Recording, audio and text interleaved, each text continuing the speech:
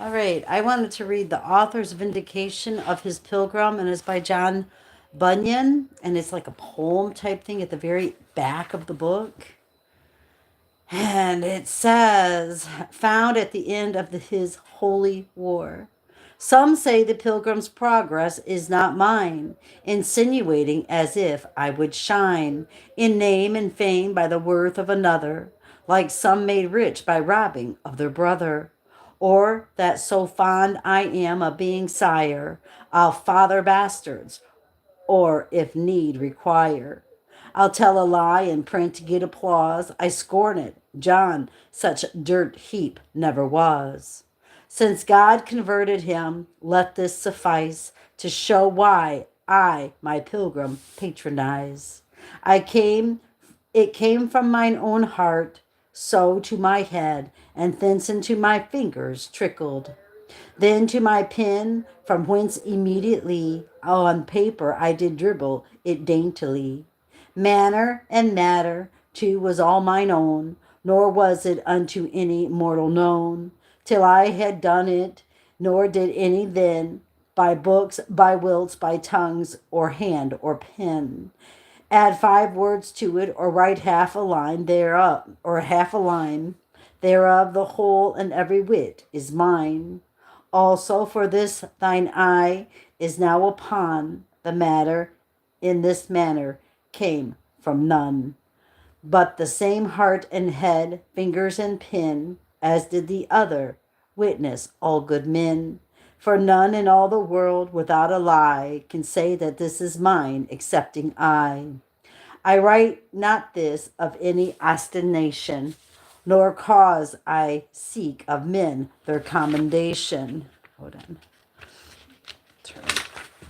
I do it to keep them from such surmise as tempt them will my name to scandalize. Witness my name, if anagram to thee, the letters make new honey in a bee.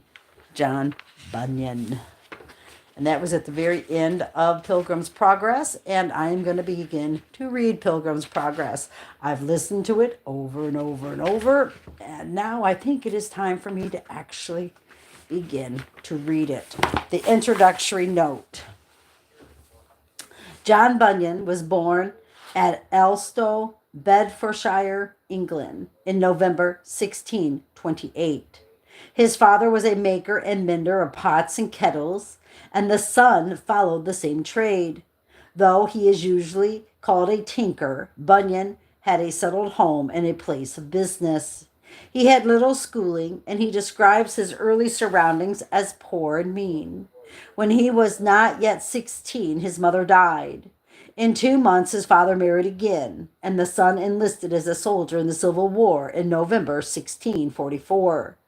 Though whether on the parliamentary or royalist side is not certain. The armies were disbanded in 1646, and about 2 years later, Bunyan married a wife whose piety redeemed him from his delight in rural sport and the habit of profane swearing. He became much interested in religion, and it was only after a tremendous spiritual conflict lasting 3 or 4 years that he found peace. His struggles are related with extraordinary vividness and intensity, and his grace abounding to the chief of sinners. In 1655, the year in which he lost his wife, he began to exhort, and 2 years later he became a regular nonconformist preacher, continuing, however, to practice his trade. His success as a preacher roused opposition among the regular clergy, and in 1658 he was indicted as the at the Assize. His writing began with a controversy against the Quakers and shows from the first the command of a homely but vigorous style. With the reenactment of the laws against nonconformity at the Restoration, Bunyan became subject to more severe persecution, and with a short intermission, he was confined to prison from 1660 till 1672.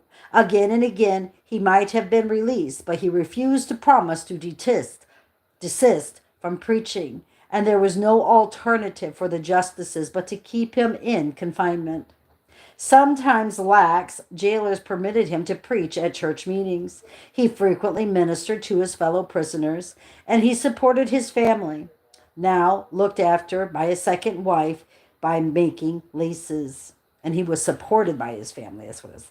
And he had apparently abundant leisure, for he wrote in prison a large number of books, the first one of importance being that already mentioned, Grace Abounding. And that was in 1666. The Pilgrim's Progress was also written in jail, but probably during a later confinement of 6 months in 1675. In 1672, Charles II suspended the laws against nonconformists and Roman Catholics, and Bunyan was released. He was called to be minister to a nonconformist congregation in Bedford and preached in the barn, which served them as a church. But his ministrations were not confined to Bedford. He made preaching tours over a wide district, even to London, and attracted great crowds of listeners. Meanwhile, he continued to write. The first edition of the Pilgrim's Progress in 1678 was followed by others with additions, and in 1684 by the second part. The Life and Death of Mr. Badman appeared in 1680. The Holy War made by Shaddai upon Diabolus in 1682. The Holy War made by Shaddai. Oh, I said that. In 1682. Okay. If the works left in manuscript at his death be included, the total of his books amounts to nearly 60. He died in 1688, leaving a widow and 6 children and a personal estate of less than 100 euros or whatever that E is. The Pilgrim's Progress became at once popular and has continued to be by far the most widely read of all his works, and one of the most universally known of the English language. Though in the form of an allegory, the narrative interest is so powerful, the drawing of permanent types of human character is so vigorous, and the style is so simple and direct that it takes rank at a great work of fiction. The best sides of English Puritanism have here their most adequate and characteristic expression, while the intensity of Bunyan's religious fervor and the universality of the spiritual problems with which he deals raise the work to a place among the great religious classics of the world. The author's apology for his book. When at the first I took my pen in hand, thus for to write I did not understand that I at all should make a little book in such a mode, nay, I had undertook to make another, which when almost done, before I was aware I this begun. And thus it was, I writing of the way and race of saints in this our gospel day, fell suddenly into an allegory about their journey and the way to glory. In more than 20 things which I set down, this done, I 20 more had in my crown. And they again began to multiply, like sparks that from the coals of fire do fly. Nay, then, thought I, if that you breed so fast, I'll put you by yourselves, lest you at last should prove ad infinitum and eat out the book that I already am about. Well, so I did, but yet I did not think to show to all this world my pen and ink. In such a mode I only thought to make, I knew not what, nor did I undertake, thereby to please my neighbor, no not I did it mine own self to gratify. Neither did I but vacant seasons spend in this my scribble, nor did I intend but to divert myself in doing this from worser thoughts which make me do amiss. Thus I set pen to paper with delight, and quickly had my thoughts in black and white. For having now my method by the end, still as I pulled it came, and so I pinned it down until it came at last to be, for lengths and breadth, the bigness which you see. Well, when I had thus put mine ends together, I shewed them others, that I might see whether they would condemn them or them justify. And some said, let them live. Some, let them die. Some said, John, print it. Others said, not so. Some said it might do good. Others said, no. Now was I in a strait, and did not see which was the best thing to be done by me. At last I thought, since you are thus divided, I print it will, and so the case decided. For, thought I, some I see would have it done, though others in that channel do not run. To prove then who advised for the best, thus I thought it fit to put it to the test. I further thought, if not I did deny those that would have it thus to gratify. I did not know, but hindered them I might, of that which would to them be great delight. For those which were not for its coming forth, I said to them, offend you, I am loth. Yet since your brethren pleased with it be, forbear to judge till you do further see. If that thou wilt not read, let it alone. Some love the meat, some love to pick the bone.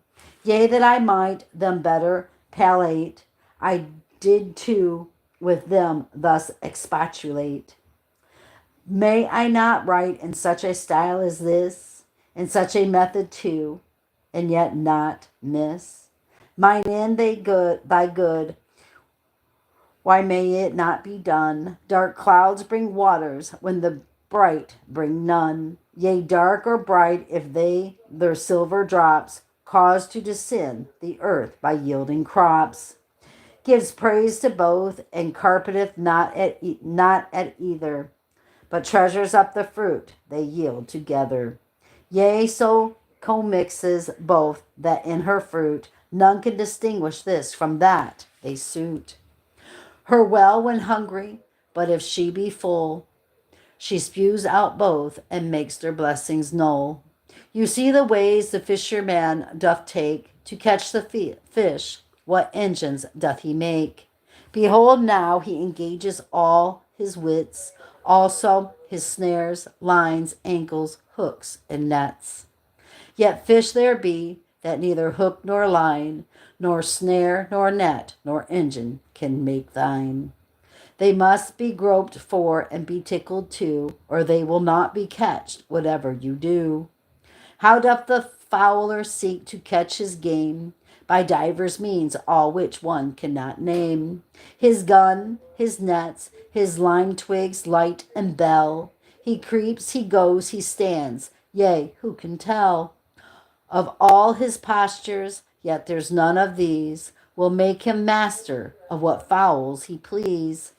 Yea, he must pipe and whistle to catch this, yet if he does so, that bird he will miss.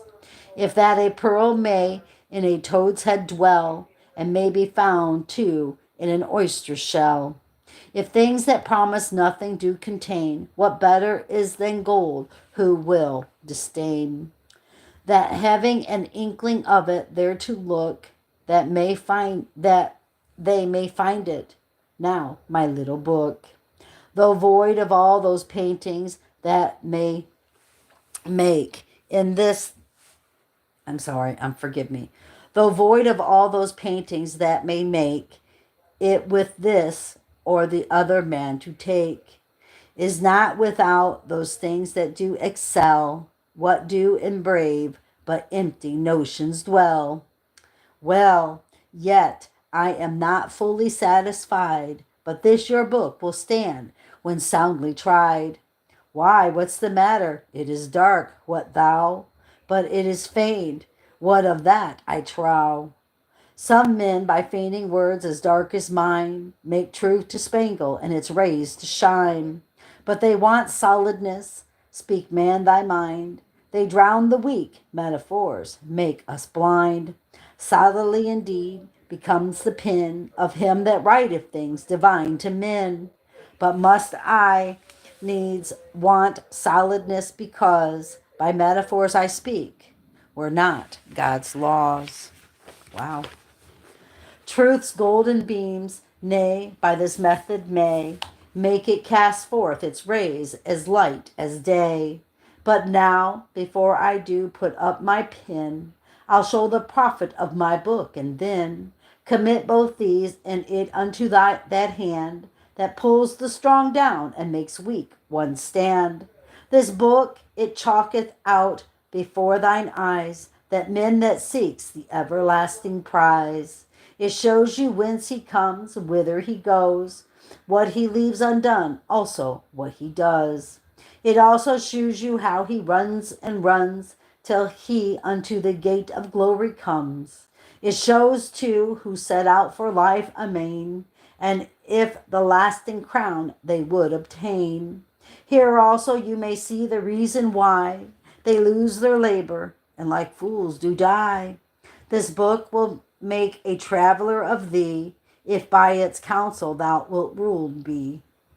If thou wilt ruled be. It will direct thee to the Holy Land, if thou wilt its direction stand. Yea, it will make the slothful active be, the blind also delightful things to see. Art thou for something rare and profitable? Wouldest thou see a truth within a fable? Art thou forgetful? Wouldest thou remember from New Year's Day to the last of December? Then read my fantasy. Then read my fancies, they will stick like burrs, and may be to the helpless comforters. This book is writ in such a dialect as may the minds of listless men affect.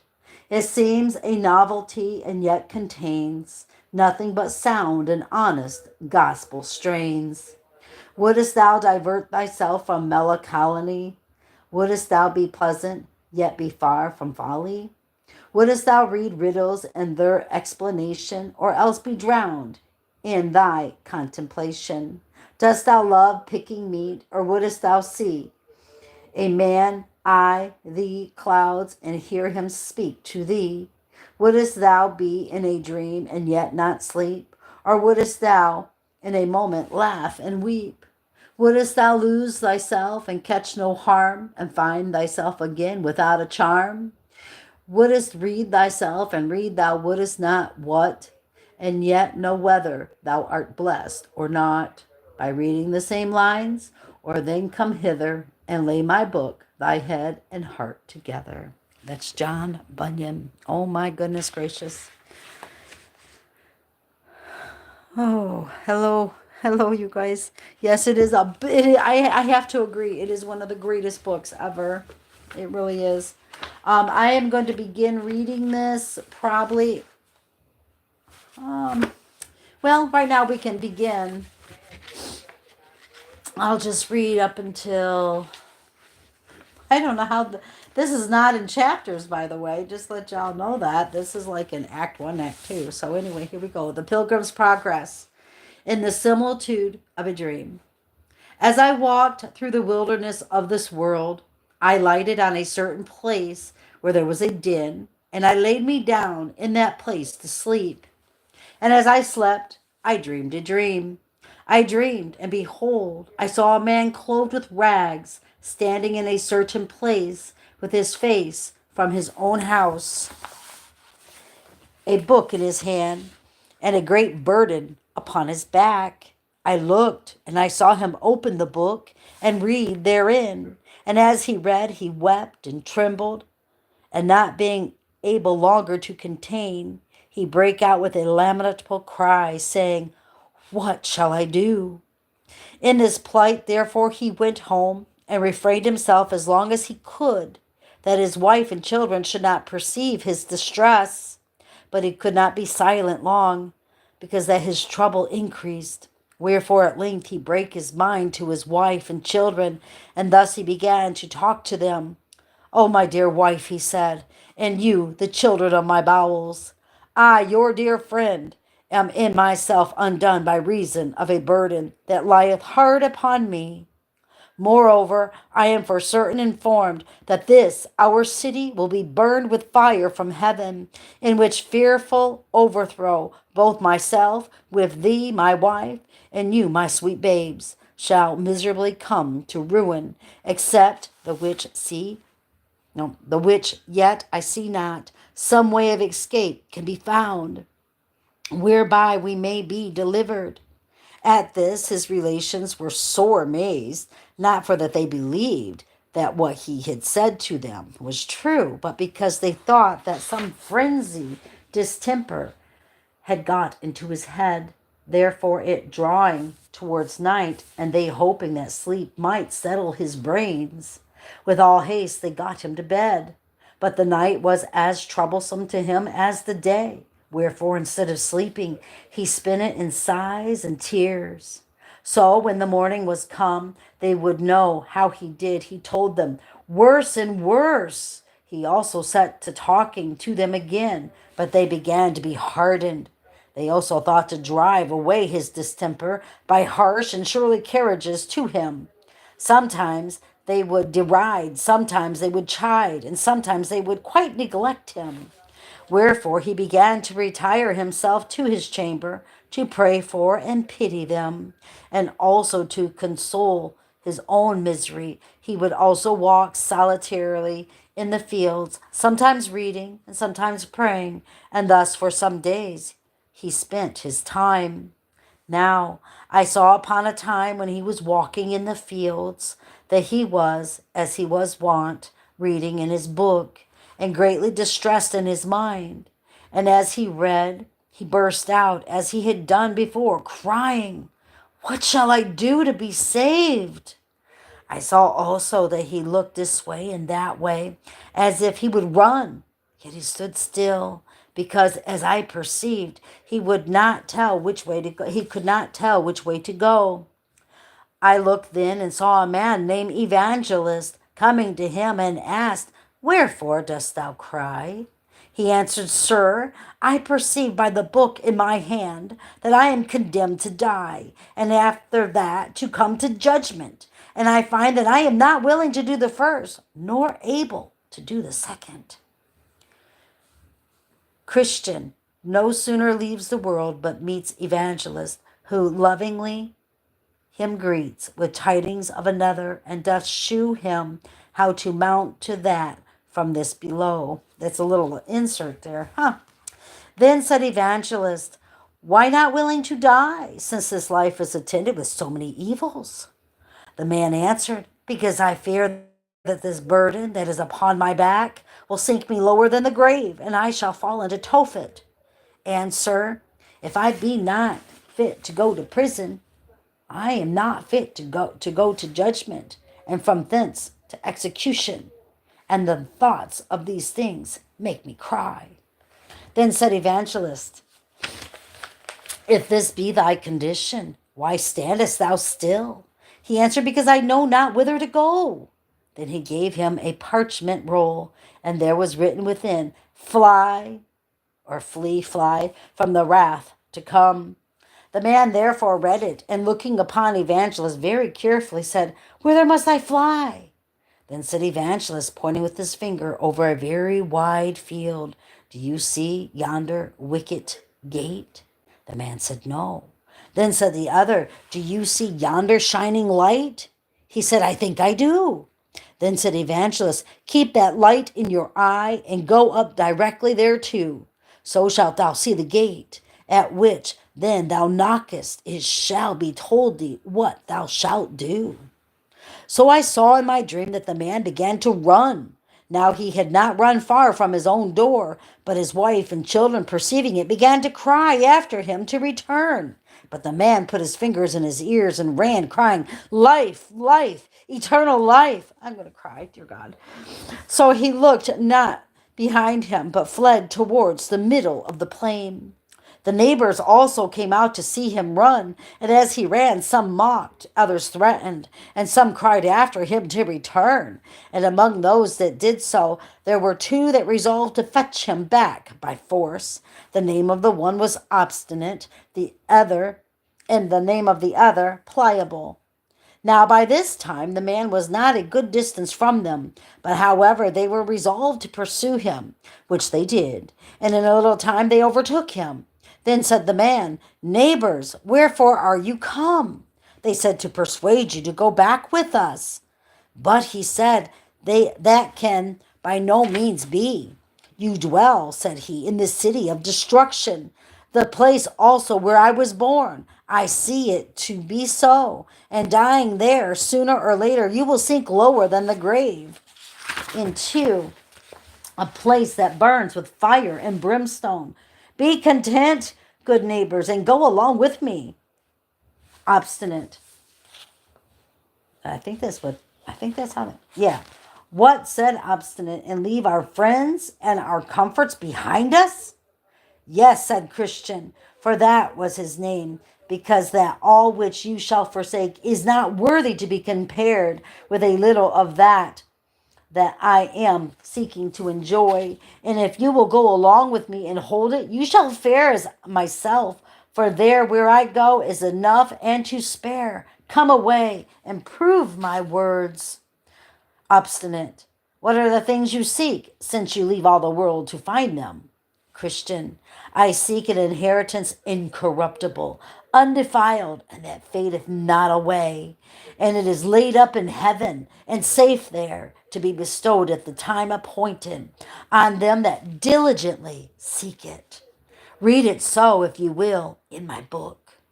Obstinate. Tush, said Obstinate. Away with your book. Will you go back with us or no? Christian. No, not I, said the other, because I have laid my hand to the plow. Obstinate. Come then, neighbor Pliable.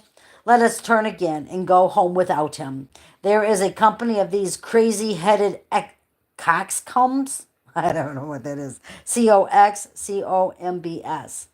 That when they take a fancy by the end are wiser in their own eyes than 7 men that can render a reason. Pliable. Then said Pliable, don't revile. If what the good Christian says is true, the things he looks after are better than ours.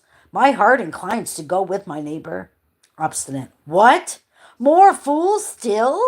Be ruled by me and go back. Who knows whither such a brain-sick fellow will lead you? Go back, and be wise. Christian. Come with me, neighbor Pliable. There are such things to be had which I spoke of, and many more glories besides. If you believe not me, read here in this book, and for the truth of what is expressed therein, behold, all is confirmed by the blood of him that made it. Pliable. Well, neighbor, Obstinate said. Pliable. I begin to come to a point. I intend to go along with this good man. Listen, that makes no sense. Let me see. Pliable. Well, neighbor Obstinate, said Pliable, I begin to come to a point. I intend to go along with this good man and to cast in my lot with him. But my good companion, do you know the way to this desired place? Christian. I am directed by a man whose name is Evangelist to speed me to a little gate that is before us, where we shall receive instructions about the way. Pliable. Come then, good neighbor, let us be going. Then they went both together. Obstinate. I will go back to my place, said Obstinate. I will be no companion of such misled, fanciful fellows. Now I saw in my dream that when Obstinate was gone back, Christian and Pliable went talking over the plain, and thus they began their discourse. Christian. Come, neighbor. Pliable. Come, neighbor. I'm sorry, I said that wrong. Come, neighbor Pliable. How do you do? I am glad you are persuaded to go along with me. Had even Obstinate himself but felt what I have felt of the powers and terrors of what is yet unseen, he would not thus lightly have given us the back. Pliable. Come, neighbor Christian, since there are none but us two here, tell me now further what the things are, and how to be enjoyed, whither we are going. Christian. I can better conceive of them with my mind than speak of them with my tongue. But yet, since you are desirous to know, I will read of them in my book. Pliable. And do you think that the words of your book are certainly true? Christian. Yes, verily, for it was made by him that cannot lie. Pliable. Well said. What things are they? Christian. There is an endless kingdom to be inhabited, an everlasting life to be given us, that we may inhabit that kingdom forever. Pliable. Well said, and what else? Christian, there are crowns of glory to be given us and garments that will make us shine like the sun in the firmament of heaven. Pliable, this is excellent. And what else? Christian, and there shall be no more crying, nor sorrow, for he that is owner of the place will wipe all tears from our eyes. Pliable, and what company shall we have there? Christian, there shall be there we shall be with seraphims and cherubims, creatures that will dazzle your eyes to look on them. There also you shall meet with thousands and 10,000s that have gone before us to that place. None of them are hurtful, but loving and holy. Everyone walking in the sight of God and standing in his presence with acceptance forever. In a word, there we shall see the elders with their golden crowns. There we shall see the holy virgins with their golden hearts. There we shall see men that by the world were cut in pieces, burnt in flames, eaten of beasts, drowned in the seas, for the love that bear to the Lord of the place. All well and clothed with immortality as with a garment. Pliable. The hearing of this is enough to ravish one's heart. But are these things to be enjoyed? How shall we get to be sharers thereof? Christian, the Lord, the governor of the country, hath recorded that in his book, the substance of which is, if we be truly willing to have it, he will bestow it upon us freely. Pliable. Well, my good companion, glad am I to hear of these things. Come, let us mend our pace. Christian, I cannot go so fast as I would, by reason of this burden that is upon my back. Now I saw in my dream that as they had ended this talk, they drew near to a very miry slough that was in the midst of the plain, and they, being heedless, did both fall suddenly into the bog. The name of the slough was Despond. Here, therefore, they wallowed for a time, being grievously debauched with the dirt. And Christian, because of the burden that was on his back, began to sink in the mire. Pliable then said Pliable, Ah, neighbor Christian, where are you now? Christian, truly, said Christian, I do not know. Pliable, at that Pliable began to be offended, and angrily said to his fellow, Is this the happiness you have told me all this while of? If we have such ill speed at our first setting out, what may we expect? Twist this in our journey in. May I get out again with my life. You shall possess the brave country alone for me. And with that he gave a desperate struggle or two and got out of the mire on that side of the slough which was next to his own house. So away he went, and Christian saw him no more. Wherefore Christian was left to tumble in the slough of despond alone, but still he endeavored to struggle to that side of the slough that was still further from his own house and next to the wicket gate, the which he did, but could not get out because of the burden that was upon his back. But I beheld in my dream that a man came to him, whose name was Help, and asked him what he did there. Christian, Sir, said Christian, I was bid go this way by a man called Evangelist, who directed me also to yonder gate, that I might escape the wrath to come. But as I was going thither, I fell in here. Help. But why did you not look for the steps? Christian, fear followed me so hard that I fled the next way and fell in. Help. Then said he, Give me thy hand. So he gave him his hand, and he drew him out, and set him upon sound ground, and bid him go on his way. Then I stepped to him that plucked him out, and said, Sir, wherefore, since over this place is the way from the city of destruction to yonder gate, is it that this plat is not mended, that poor travelers might go thither with more security? And he said unto me, This miry slough is such a place as cannot be mended.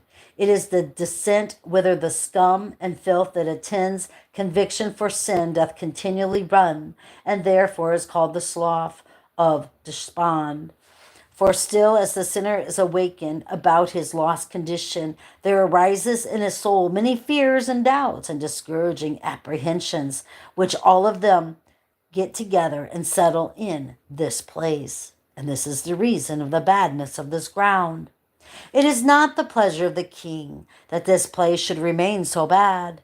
His laborers also have, by the direction of his majesty's surveyors, been for above these 1600 years employed about this patch of ground. If perhaps it might have been mended, yea, and to my knowledge, he said, here have been swallowed up at least 20,000 cartloads, yea, millions of wholesale instructions that have at all seasons been brought from all places of the king's dominions. And they that can tell say they are the best materials to make good ground of the place.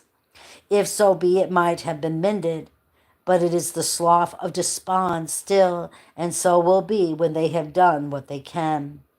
True, there are, by the directions of the lawgiver, certain good and substantial steps placed even through the very midst of this slough, but at such time as this doth much spew out its filth, as it doth against change of weather.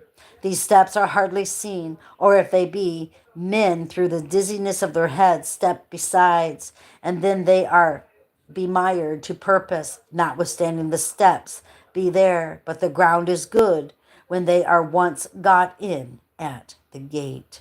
And I'm going to end that there, and we'll pick up later. I'm going to have to mark that spot, I'm thinking. All right, brothers and sisters, keep your eyes on Jesus and your nose in the book, which is the Word of God. And let us embed the Word of God upon the tablets of our hearts, so you and I will not sin against God or be deceived. Have a good night. Bye-bye.